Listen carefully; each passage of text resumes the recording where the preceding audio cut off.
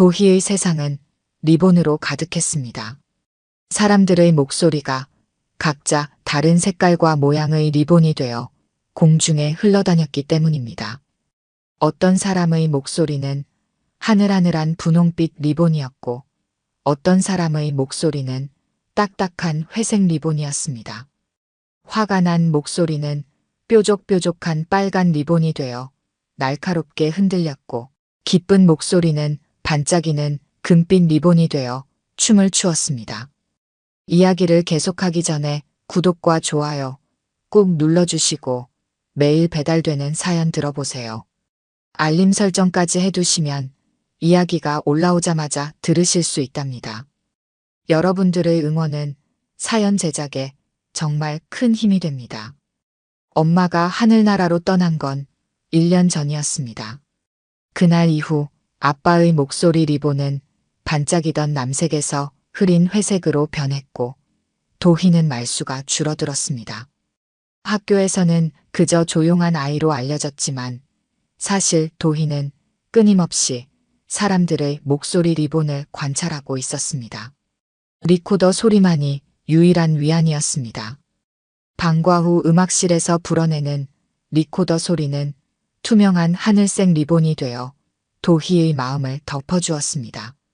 그 소리는 이제는 들을 수 없는 엄마의 자장가와 닮아 있었거든요. 도희야, 오늘은 아빠가 소개할 분이 계셔. 처음 혜진을 만난 건 봄날 저녁이었습니다. 아빠의 떨리는 목소리 리본이 평소보다 조금 더 밝은 빛을 내고 있었습니다. 현관문이 열리고 들어온 여자의 목소리는 부드러운 연보라색 리본이었습니다.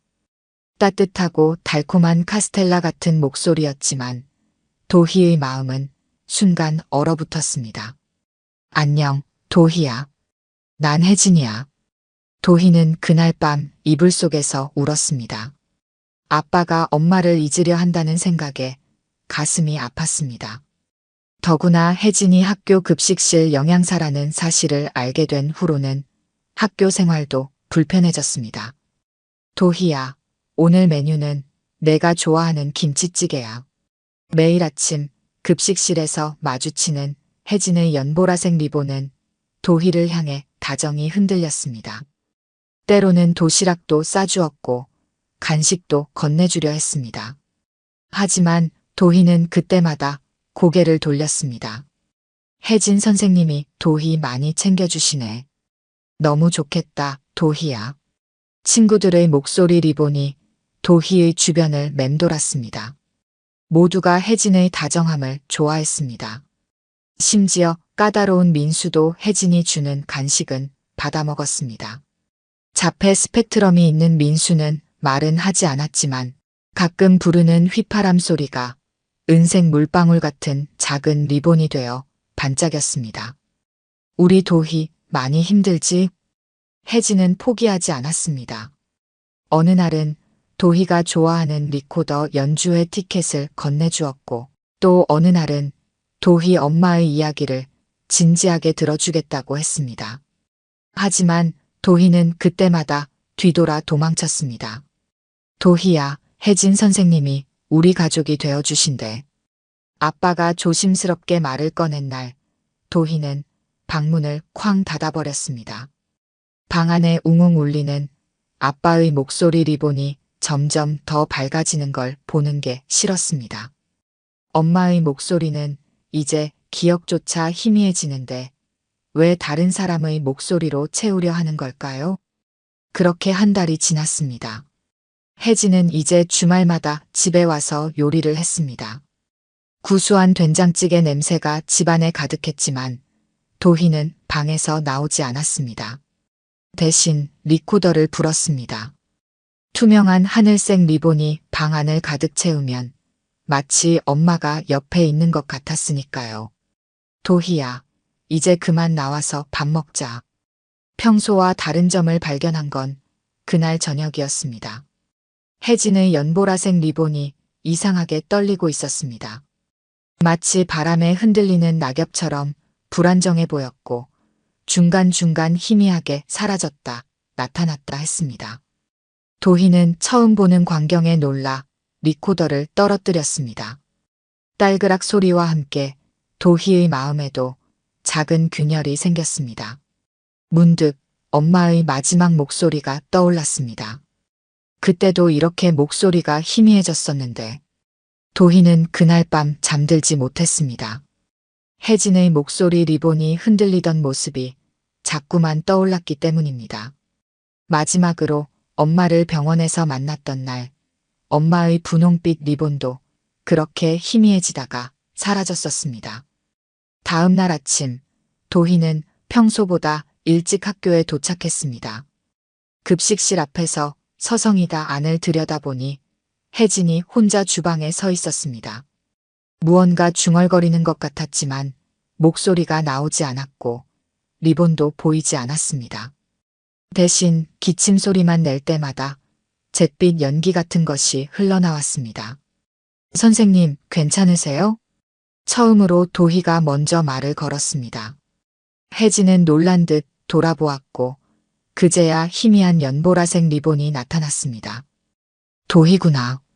걱정하지 마. 그냥 감기야. 하지만 도희는 알았습니다. 이건 그냥 감기가 아니었습니다. 엄마도 처음에는 감기라고 했었으니까요. 그날부터 도희는 몰래 혜진을 관찰하기 시작했습니다. 주방에서 일하는 모습, 아이들에게 음식을 나눠주는 모습, 때로는 복도 구석에서 혼자 기침하는 모습까지. 어제는 왜 안 오셨어요? 용기를 내어 물어본 도희에게 혜진은 밝게 웃어 보였습니다. 병원에 검진받으러 갔다 왔어. 곧 나아질 거야. 거짓말입니다. 도희는 혜진의 리본이 더욱 희미해지는 걸 볼 수 있었으니까요. 이제는 말을 많이 하면 목이 아픈지 기침도 자주 했고 때로는 목소리가 전혀 나오지 않을 때도 있었습니다. 어느 날 도희는 우연히 교무실 앞을 지나다 선생님들의 대화를 들었습니다. 혜진 선생님 성대에 암이 있다면서요? 수술해도 목소리를 잃을 수 있대요. 아직 결혼도 안 했는데. 도희는 그 자리에 얼어붙었습니다. 사람들의 목소리 리본이 공중에서 얽히며 만들어내는 보라색과 회색이 마음을 무겁게 눌렀습니다. 그날 저녁 도희는 처음으로 혜진이 와도 방에 숨지 않았습니다. 거실에서 텔레비전을 보는 척하며 혜진을 지켜보았습니다. 부엌에서 저녁을 준비하는 혜진의 모습은 평소와 다름없었지만 목소리 리본은 이제 가냘프게 떨리기만 했습니다. 도희야, 마침 잘 됐다. 아빠가 도희를 불렀습니다. 깊은 남색 리본이 무겁게 내려앉았습니다. 혜진 선생님이 우리한테 할 말이 있으시대. 도희는 이미 알고 있었습니다. 혜진의 입에서 나온 목소리 리본이 마치 끊어질 듯 가늘게 떨리는 것을 보고 있었으니까요. 하지만 혜진은 병 이야기를 하지 않았습니다. 대신 도희에게 다가와 꼭 안아주었습니다. 도희야, 미안해. 내 마음을 더 이해하려고 했어야 했는데. 그 순간 도희는 깨달았습니다. 혜진의 목소리에서 나온 연보라색 리본이 마치 엄마의 분홍빛 리본과 닮아 있다는 것을. 둘 다 도희를 생각하는 따뜻한 마음으로 반짝이고 있다는 것을. 선생님, 저도 미안해요. 도희가 작게 속삭였습니다. 혜진의 리본이 잠시 밝게 빛났다가 이내 희미해졌습니다. 도희는 그 리본을 놓치지 않으려는 듯 혜진을 더 꼭 안았습니다. 또 다시 소중한 사람의 목소리가 사라지는 걸 보고 싶지 않았습니다. 민수가 부르는 휘파람 소리가 문득 떠올랐습니다. 말을 하지 못해도 아름다운 소리로 마음을 전하는 민수처럼 어쩌면 도희도 다른 방법으로 혜진의 목소리를 지킬 수 있을지도 모릅니다. 도희와 민수는 1학년 때부터 같은 반이었습니다. 자폐 스펙트럼이 있는 민수는 대부분의 시간을 혼자 보냈고 다른 아이들은 말도 제대로 하지 못하는 민수를 피했습니다. 하지만 도희에게 민수는 특별했습니다. 다른 아이들의 시끄러운 목소리가 날카로운 리본이 되어 교실을 어지럽힐 때도 민수의 자리 주변은 항상 고요했기 때문입니다. 어느 날 아침 일찍 도희는 음악실에서 특별한 소리를 들었습니다. 민수가 창가에 서서 휘파람을 불고 있었는데 그 소리가 만들어내는 리본이 너무나 아름다웠습니다. 은색 물방울 같은 작은 리본들이 햇살 속에서 반짝이며 춤추었습니다. 그날부터 도희는 자주 음악실에 들렀고 민수의 휘파람 소리를 조용히 들었습니다. 말은 하지 못해도 음악으로 자신을 표현하는 민수를 보며 도희는 위로를 받았습니다. 엄마를 잃은 후로 자신도 말수가 줄어 답답했는데 민수를 보며 꼭 말이 아니어도 마음을 전할 수 있다는 걸 알게 되었습니다. 민수의 휘파람이 만드는 리본은 도희에게 새로운 희망이었습니다. 그날 밤 도희는 오랜만에 리코더를 꺼냈습니다. 이번에는 투명한 하늘색 리본이 혜진의 연보라색 리본과 섞여 새로운 빛깔을 만들어냈습니다. 다음 날 아침 도희는 일찍 학교에 도착했습니다. 평소라면 바로 교실로 향했겠지만 오늘은 발걸음이 음악실로 향했습니다. 문을 열자 민수가 창가에 서서 휘파람을 불고 있었습니다. 민수야, 나 좀 도와줄래? 민수의 휘파람 소리가 멈추었습니다. 평소 아이들의 말에 반응이 없던 민수였지만 도희의 목소리에는 고개를 돌렸습니다. 도희는 가방에서 리코더를 꺼냈습니다. 혜진 선생님 목소리를 리본으로 만들고 싶어. 내 휘파람이랑 내 리코더랑 같이 불면 어떨까? 민수는 무슨 말을 하냐는 듯 잠시 도희를 바라보다가 다시 창밖을 보았습니다. 하지만 이내 작은 휘파람 소리를 내기 시작했습니다. 은빛 물방울 같은 작은 리본들이 공중에서 반짝였습니다. 도희는 리코더를 입에 가져다 대었습니다. 둘의 소리가 만나자 신기한 일이 벌어졌습니다. 민수의 은빛 리본과 도희의 하늘색 리본이 섞여 무지갯빛 고리를 만들어냈습니다. 마치 혜진의 연보라색 리본과 닮아 있었습니다. 우와, 이거였어. 도희의 눈이 반짝였습니다. 매일 아침 일찍 와서 민수와 연습했습니다. 처음에는 어색했지만 점점 둘의 소리가 하나로 어우러졌습니다. 혜진의 상태는 날이 갈수록 나빠졌습니다. 이제는 아예 목소리가 나오지 않는 날도 있었고 기침 소리만 들리는 날도 있었습니다. 하지만 도희는 이상하게 마음이 덜 아팠습니다. 혜진의 목소리 리본을 자신만의 방법으로 지켜낼 수 있을 것 같았기 때문입니다. 수술이 필요하대. 어느 날 저녁 아빠가 힘없는 목소리로 말했습니다. 깊은 남색 리본이 축 처져 있었습니다. 성대를 완전히 제거해야 할지도 모른대. 그러면 목소리를 잃어버리시는 거지. 도희는 아빠의 말이 끝나기를 기다리지 않고 방으로 달려갔습니다. 책상 서랍을 열어 작은 녹음기를 꺼냈습니다. 며칠 동안 민수와 연습한 곡을 담은 녹음기였습니다. 다음 날 도희는 병원을 찾았습니다. 아빠와 함께 혜진의 병실에 들어섰을 때 혜진은 창밖을 바라보고 있었습니다. 선생님, 도희가 부르자 혜진이 고개를 돌렸습니다. 말은 할 수 없었지만 눈빛만으로도 반가움이 전해졌습니다. 제가 선생님 목소리를 지켜드릴게요. 도희는 녹음기를 꺼내 재생 버튼을 눌렀습니다. 리코더와 휘파람이 만들어내는 특별한 멜로디가 병실을 가득 채웠습니다. 투명한 하늘색과 반짝이는 은색이 섞여 만들어내는 무지갯빛 리본이 마치 혜진의 목소리처럼 부드럽게 흘렀습니다. 혜진의 눈에서 눈물이 흘렀습니다. 아빠도 울었습니다. 하지만 도희는 울지 않았습니다. 대신 리코더를 꺼내 직접 연주하기 시작했습니다. 연주가 끝나자 병실에 잠시 정적이 흘렀습니다. 그때 놀라운 일이 벌어졌습니다. 혜진이 종이에 무언가를 써서 도희에게 건넸습니다. 도희야, 이제 나는 말하지 못하게 될지도 몰라. 하지만 내가 들려준 이 소리는 내 마음속에 영원히 남을 거야. 이게 바로 진짜 목소리인 것 같아. 도희는 혜진을 꼭 안았습니다.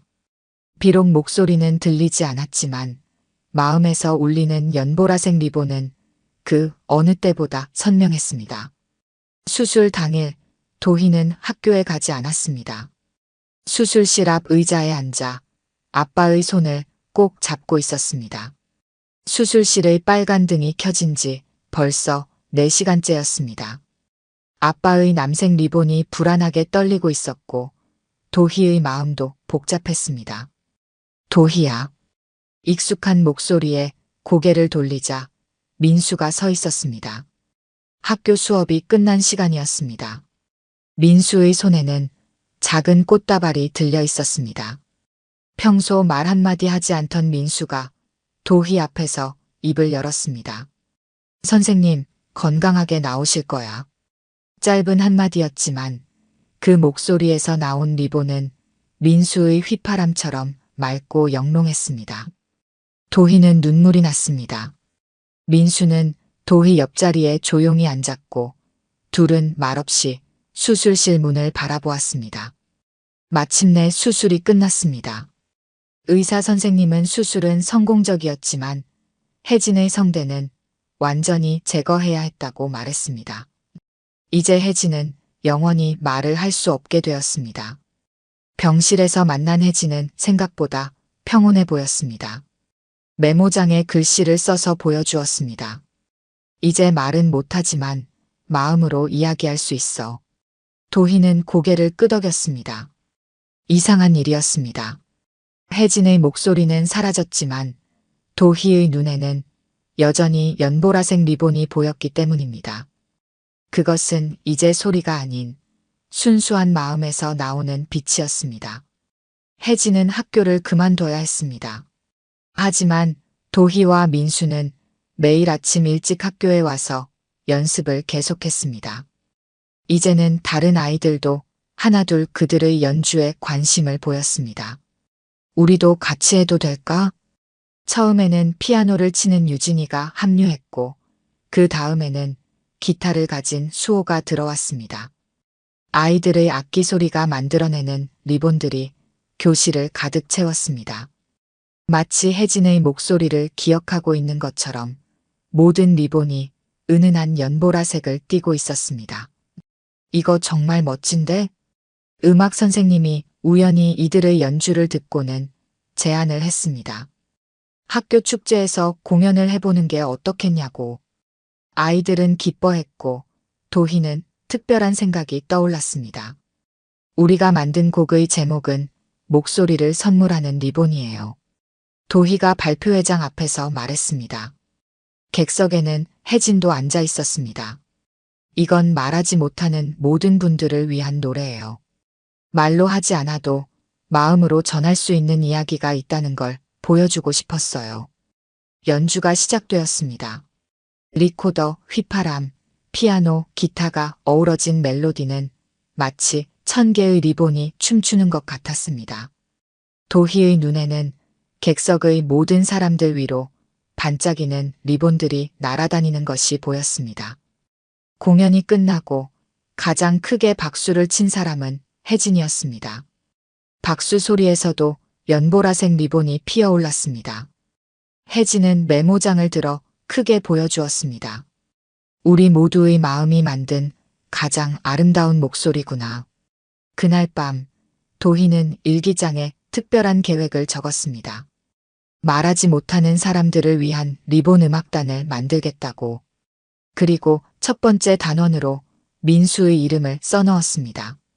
2년이 지났습니다. 리본 음악단은 이제 전국에서 소문난 특별한 공연단이 되었습니다. 말하지 못하는 사람들을 위해 연주하는 이들의 공연은 늘 기적 같은 일들을 만들어냈습니다. 도희와 민수가 시작한 작은 모임은 어느새 20명이 넘는 단체가 되었습니다.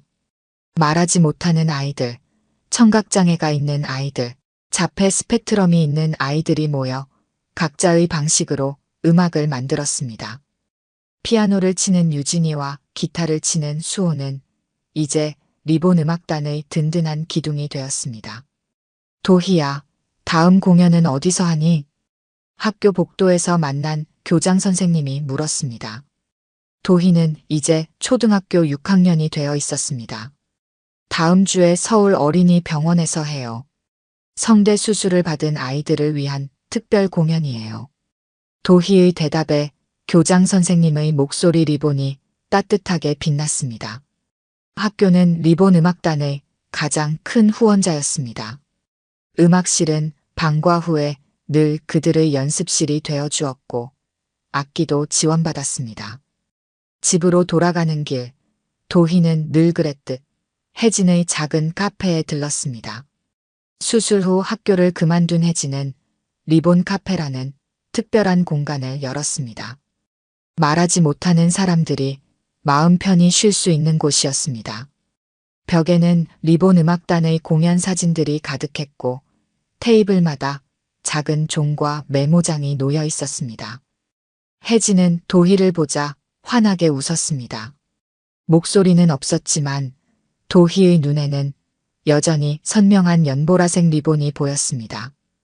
이제는 아빠의 남색 리본과 사랑스럽게 얽혀있는 모습이었습니다. 엄마, 우리 좋은 소식이 있어요. 도희는 이제 자연스럽게 혜진을 엄마라고 불렀습니다. 처음에는 어색했지만 시간이 지나면서 그 말이 주는 따뜻함을 알게 되었습니다. 서울예술고등학교에서 연락이 왔어요. 리본 음악단을 정식 특별 활동으로 만들고 싶대요. 다른 학교로도 확장하자고. 혜진은 감격스러운 표정으로 도희를 껴안았습니다. 카페 벽에 걸린 사진들 속에는 도희와 음악단이 성장해온 모든 순간이 담겨 있었습니다.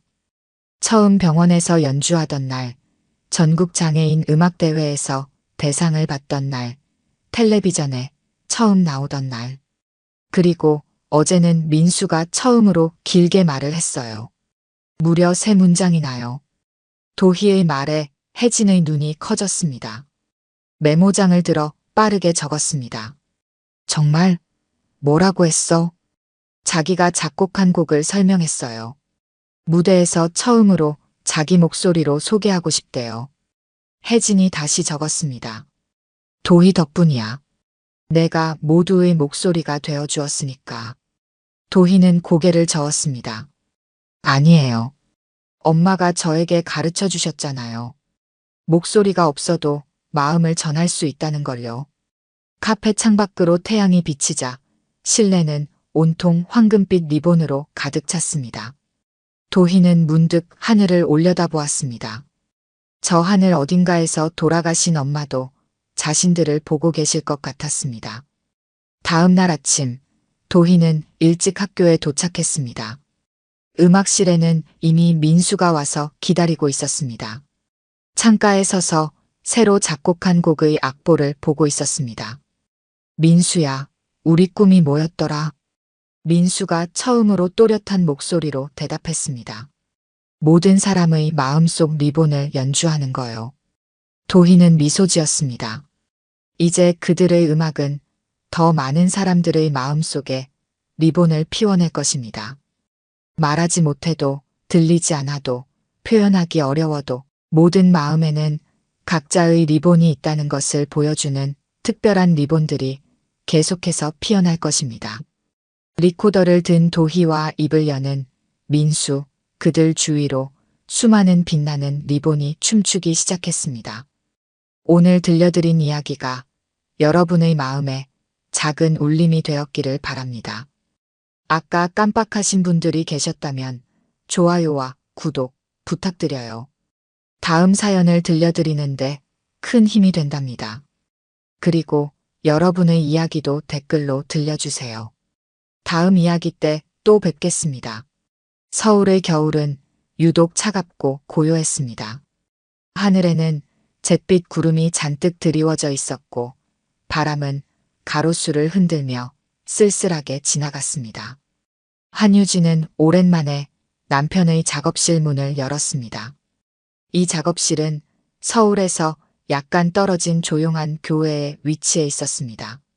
남편 강민혁은 생전에 창작에 몰두하기 위해 집과 분리된 독립적인 공간을 마련했었고, 이곳은 그의 상상력과 열정이 가득 담긴 특별한 장소였습니다. 문을 열자마자 쌓여있던 먼지 냄새가 코를 찔렀고, 책장 가득 꽂혀있는 소설들과 수많은 메모들이 한눈에 들어왔습니다. 이 방은 민혁이 가장 사랑했던 공간이었지만 이제는 그가 남긴 흔적만 가득했습니다. 이야기를 계속하기 전에 구독과 좋아요 꾹 눌러주시고 매일 배달되는 사연 들어보세요. 알림 설정까지 해두시면 이야기가 올라오자마자 들으실 수 있답니다. 여러분들의 응원은 사연 제작에 정말 큰 힘이 됩니다. 강민혁은 깊이 있는 서사와 날카로운 사회 비판으로 유명한 소설가였습니다. 그의 작품들은 독자들에게 큰 감동을 주었지만 갑작스러운 사고로 세상을 떠나며 모든 것이 멈춰버렸습니다. 유진은 남편을 떠나보낸 지 2년이 지났지만 그를 잃은 상실감에서 벗어나지 못한 채 하루하루를 버티고 있었습니다. 매일 아침 눈을 뜰 때마다 그의 부재가 현실임을 다시금 실감했지만 그것을 받아들이는 일은 여전히 쉽지 않았습니다. 작업실을 정리할 용기를 낸 것은 시아버지 김종도 교수의 권유 때문이었습니다. 김 교수는 한국 문학계에서 존경받는 문학평론가로 평생 아들의 재능을 응원하며 그의 작품에 대한 평가를 아끼지 않았습니다. 아들의 죽음 이후 그는 깊은 상실감 속에서도 아들이 남긴 흔적을 지키고자 했습니다. 김 교수는 어느 날 유진을 조심스레 찾아와 작업실 정리를 함께 하자고 제안했습니다. 민혁이가 남긴 것들을 정리하며 내 마음도 조금은 편안해지지 않을까? 그는 진심 어린 목소리로 말했습니다. 유진은 처음에는 망설였지만 결국 작업실을 열기로 결심했습니다. 그녀는 조심스레 책장을 열며 민혁의 손길이 닿았던 자료들을 하나씩 꺼냈습니다. 그러다 한 묶음의 원고가 눈에 띄었습니다. 표지는 아무런 제목도 없이 비어 있었지만 안쪽에는 남편 특유의 깔끔한 필체로 쓰인 소설 원고가 담겨 있었습니다. 원고를 펼쳐 읽기 시작하자 유진의 손이 떨리기 시작했습니다. 이야기는 생생했지만 결말에 다다르지 못한 채 멈춰 있었습니다. 이건 미완성이구나. 유진은 자신도 모르게 중얼거렸습니다. 그날 저녁 김 교수는 작업실로 유진을 찾아왔습니다. 작업이 길어진 탓에 둘은 간단히 저녁을 준비해 작업실에서 함께 먹게 되었습니다. 유진의 표정이 평소와 다르다는 것을 알아차린 김 교수는 식사가 끝난 후 조심스럽게 물었습니다.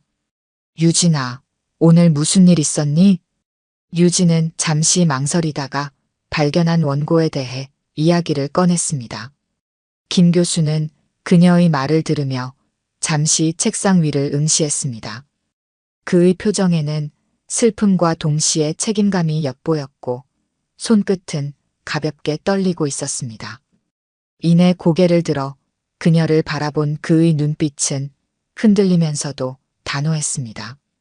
마치 아들의 마지막 흔적을 지켜야 한다는 강한 결심이 그를 사로잡고 있는 듯 보였습니다.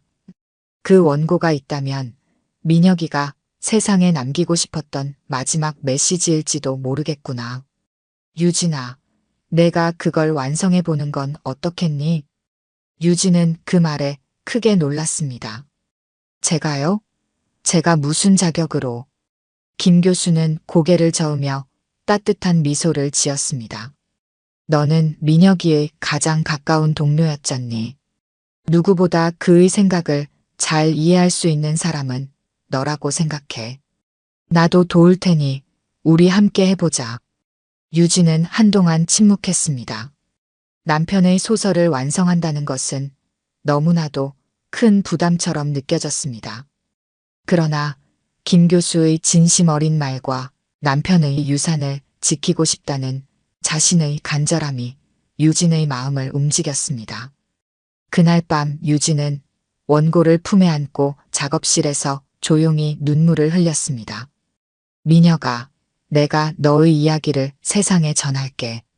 내가 남기고 싶었던 그 메시지를 이어갈게. 그녀는 남편의 사진을 바라보며 속삭였습니다. 소설 작업이 시작된 지 한 달쯤 되었을 때였습니다. 김 교수와 유진은 매주 두세 번씩 작업실에서 만나 원고를 읽고 수정하며 이야기를 풀어나갔습니다. 두 사람은 글에 담긴 의도와 감정을 헤아리기 위해 끊임없이 대화를 나누었습니다. 유진은 남편의 문체를 따라가기 위해 그의 책들을 다시 읽고 필체를 흉내내며 고군분투했습니다. 김 교수 역시 문학평론가로서 쌓아온 경험을 바탕으로 조언을 아끼지 않았습니다. 그들은 조금씩 원고를 완성해 나가고 있었지만 그 과정은 결코 쉽지 않았습니다. 그러던 어느 날 작업실 앞에 쌓인 눈을 치우던 유진은 옆집 아주머니와 눈이 마주쳤습니다. 평소와 다름없이 인사를 건넸지만 아주머니는 무언가 말을 삼키는 듯한 표정으로 고개만 끄덕였습니다. 그 순간부터 이상한 기운이 감돌기 시작했습니다. 며칠 뒤 유진은 동네 마트에서 마주친 또 다른 이웃으로부터 뜬금없는 질문을 받았습니다. 며느리님, 요즘 교수님이랑 자주 만나시나 봐요? 그 말에 유진은 잠시 어리둥절했지만 곧 웃으며 대답했습니다. 네, 남편이 남긴 원고를 함께 정리하고 있어요. 하지만 이웃은 의심스러운 눈빛으로 그녀를 훑어보며 작별 인사를 건넸습니다. 소문은 그렇게 시작되었습니다. 마치 눈 위에 물감을 떨어뜨리듯 작은 의심이 퍼져나갔습니다. 시아버지랑 며느리가 이상하대. 저렇게 자주 만나는 게 좀 수상하지 않아? 라는 말이 동네를 돌기 시작했습니다. 시간이 지날수록 소문은 더 과장되어 갔습니다. 심지어 몇몇 사람들은 둘이 책을 핑계 삼아 아들 몰래 가까워졌던 거 아냐? 라는 추측까지 덧붙였습니다. 소문은 동네를 넘어 김 교수의 대학 동료와 출판계 사람들에게까지 번졌습니다. 어느 날 유진은 출판사에서 담당 편집자와의 통화 중 불쑥 이런 말을 들어야 했습니다. 유진 씨, 요즘 교수님과 많이 친하신가 봐요? 그 속뜻이 무엇인지 몰랐던 유진은 작업 때문에 그렇다고 짧게 대답했지만 상대방의 말투는 이미 그녀를 의심하는 빛을 띠고 있었습니다.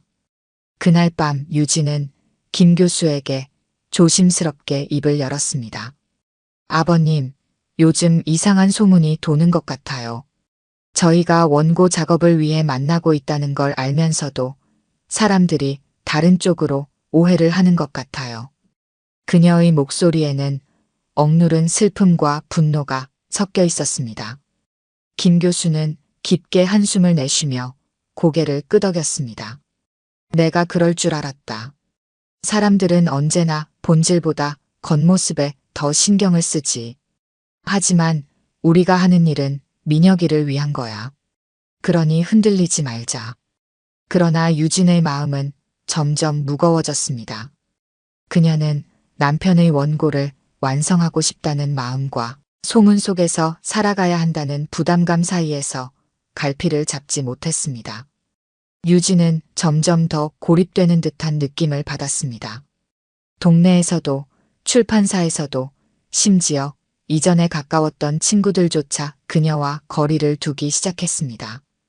동네 사람들이 그녀를 바라보는 눈빛은 더 이상 따뜻하지 않았고 지나가는 소곤거림이 뒤에서 들리는 것만 같았습니다. 유진은 그 시선과 속삭임을 무시하려 했지만 매번 마음 한구석이 무거워졌습니다.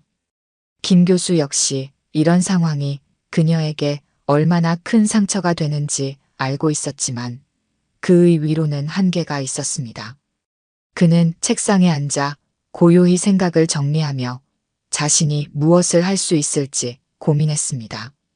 매일 저녁 차를 마시며 유진과 나눈 대화 속에서 그녀의 흔들리는 눈빛을 볼 때마다 그의 마음도 한층 더 무거워졌습니다. 진실은 결국 드러나기 마련이다라고 말하며 그녀를 다독였지만 유진의 마음은 쉽게 평정을 찾지 못했습니다. 어느 날 저녁 김 교수는 평소보다 더 진지한 얼굴로 유진을 찾아왔습니다. 그는 묵묵히 앉아 그녀를 바라보다가 말을 꺼냈습니다. 유진아, 더 이상 이렇게 두고 볼 수는 없을 것 같구나. 우리에게는 민혁이를 위해 해야 할 일이 있고 그걸 방해하는 이런 소문들을 그대로 놔두면 안 되겠어. 유진은 놀란 얼굴로 그를 바라봤습니다. 아버님, 그럼 어떻게 하시겠다는 건가요? 김 교수는 손을 뻗어 유진의 손을 잡으며 차분히 말했습니다. 공식적으로 우리가 하는 일을 알리는 거야. 출판사에 우리가 직접 소통하고 동네 사람들 앞에서도 우리의 의도를 명확히 밝혀야겠지. 숨기려 하면 오히려 더 의심받게 돼. 너도 알고 있잖니. 유진은 잠시 망설였지만 김 교수의 말이 옳다고 생각했습니다. 그러나 그녀는 여전히 두려웠습니다. 사람들이 과연 그들의 진심을 믿어줄까? 혹시 더 큰 오해를 사게 되지는 않을까? 이런 생각들이 그녀의 머릿속을 가득 채웠습니다. 다음 날 김 교수와 유진은 출판사를 방문했습니다. 김 교수는 담당 편집자와 미팅을 잡고 직접 소설 작업의 경위를 설명했습니다. 이 작업은 제 아들이 남긴 마지막 흔적을 세상에 전하기 위한 것입니다. 유진이는 민혁이와 가장 가까웠던 동료로서 그의 의도를 가장 잘 이해할 수 있는 사람입니다. 제가 그녀와 함께하는 건 아들의 소중한 유산을 지키기 위함입니다. 편집자는 진지하게 김 교수의 이야기를 들었습니다. 하지만 그의 표정에는 약간의 우려가 섞여 있었습니다.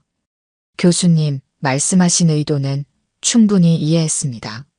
하지만 이 문제는 단순히 출판사의 입장을 넘어섭니다. 사람들은 이미 다른 방향으로 생각하고 있을지도 모릅니다.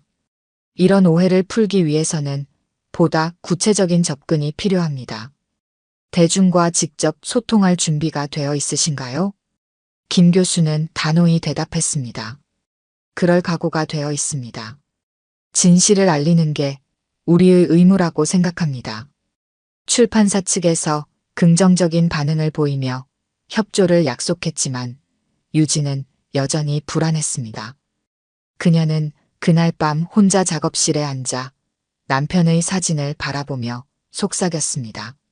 민혁아, 내가 있었다면 사람들이 우리를 이렇게 의심하지 않았겠지. 내가 정말 잘하고 있는 걸까? 그녀는 한참을 생각에 잠겼다가 마침내 결심했습니다. 내가 남긴 이야기를 완성하는 건 내가 해야 할 일이야. 내가 흔들리면 안 돼. 며칠 후 김 교수와 유진은 동네 주민들을 위한 작은 설명회를 열었습니다. 작업실에서 가까운 카페를 빌려 그들의 의도를 설명하고 소문의 진실을 밝히기 위해 주민들을 초대했습니다. 처음엔 몇몇 주민들만이 조용히 자리에 앉아 있었지만 시간이 지나며 하나둘씩 사람들이 모여들었습니다. 이웃 주민들 사이에서는 여전히 의심이 가득했지만 김 교수와 유진의 진심 어린 표정이 분위기를 조금씩 누그러뜨렸습니다. 김 교수는 단상에 서서 차분히 말을 시작했습니다. 여러분, 우리가 이 자리에 모인 이유는 여러분께 오해를 풀고 우리의 진심을 전하기 위함입니다. 제 아들 민혁이는 이 동네에서 성장했고 여러분의 사랑을 받으며 작가로서 자리 잡았습니다. 그는 세상을 떠났지만 그의 마지막 흔적을 세상에 남기고 싶다는 게 저와 며느리의 간절한 바람입니다. 유진은 김 교수의 곁에 앉아 고개를 숙이고 있었습니다. 김 교수는 그녀를 보며 미소를 짓고는 다시 사람들을 향해 말했습니다. 유진이는 민혁이와 함께 소설을 만들던 동료이자 그의 가장 큰 조력자였습니다. 제가 그녀와 함께 작업하는 건 단지 가족의 의무가 아니라 아들의 뜻을 이어가기 위함입니다. 사람들은 처음엔 의심 어린 시선으로 그를 바라봤지만 점점 그의 말에 귀를 기울이기 시작했습니다. 설명회가 끝난 뒤 몇몇 주민들이 다가와 유진의 손을 잡았습니다. 그동안 오해해서 미안해요. 얼마나 힘드셨을까요? 라는 말에 유진은 눈물이 고인 채 고개를 끄덕였습니다. 설명회 이후 동네 분위기는 서서히 달라지기 시작했습니다. 유진과 김 교수를 향한 시선이 조금씩 부드러워졌고 마을 사람들은 그들이 남편과 아들의 유산을 지키기 위해 애쓰는 모습을 이해하기 시작했습니다. 몇몇 주민들은 작업실에 찾아와 유진이 완성하고 있는 소설에 대한 관심을 보이기도 했습니다. 몇 달 뒤 드디어 소설이 거의 완성 단계에 이르렀습니다. 하지만 완성을 향한 과정은 순탄치 않았습니다. 유진과 김 교수는 매일 같이 작업실에서 긴 시간을 보내며 원고의 세부 사항을 다듬었습니다. 유진은 남편의 필체를 그대로 살리기 위해 남편이 남긴 자료들을 하나하나 분석하며 그의 문체와 감정을 최대한 충실히 반영하려 애썼습니다. 김 교수는 옆에서 그녀를 지켜보며 필요한 조언을 아끼지 않았지만 때로는 두 사람의 의견이 충돌하기도 했습니다. 유진은 소설 속 주인공의 심리를 강조하고 싶어 했지만 김 교수는 사회적 메시지를 더 부각해야 한다고 주장했습니다. 이러한 논쟁 속에서도 두 사람은 서로의 의견을 존중하며 점차 합의점을 찾아갔습니다. 이 문장은 너무 감정에 치우친 것 같아요, 아버님. 유진이 원고의 한 구절을 가리키며 말했다. 김 교수는 안경을 고쳤으며 고개를 끄덕였다. 그럴 수도 있겠구나. 하지만 이 문장이 민혁이의 의도를 더 잘 전달한다고 생각하지 않니? 여기서는 그의 목소리를 최대한 살려야 해. 그들의 대화는 늦은 밤까지 이어졌고 때로는 새벽녘이 되어서야 작업을 마칠 수 있었습니다. 작업실 한쪽에는 커피잔과 함께 쌓여가는 수정본들이 두 사람의 노력을 증명하고 있었습니다. 출간 기념회가 열리던 날 유진은 작업실에서 김 교수와 함께 마지막 원고를 다시 한번 확인하며 벅찬 감정을 느꼈습니다. 민혁 씨, 우리가 해냈어요. 그녀는 조용히 속삭였습니다. 출간 기념회에는 많은 사람들이 참석했습니다. 그들은 소설이 담긴 이야기와 두 사람의 헌신에 감동하며 박수를 보냈습니다. 김 교수는 단상에서 말했습니다. 이 작품은 제 아들의 마지막 이야기이자 우리의 가족이 함께 만들어낸 사랑의 기록입니다. 민혁이의 흔적이 여러분께 닿길 바랍니다. 유진은 여전히 매일 아침 남편의 사진 앞에서 짧은 기도를 올렸습니다. 민혁아, 고마워. 내가 남긴 모든 걸 사랑해. 그녀의 목소리는 더 이상 슬픔이 아닌 희망으로 가득 차 있었습니다.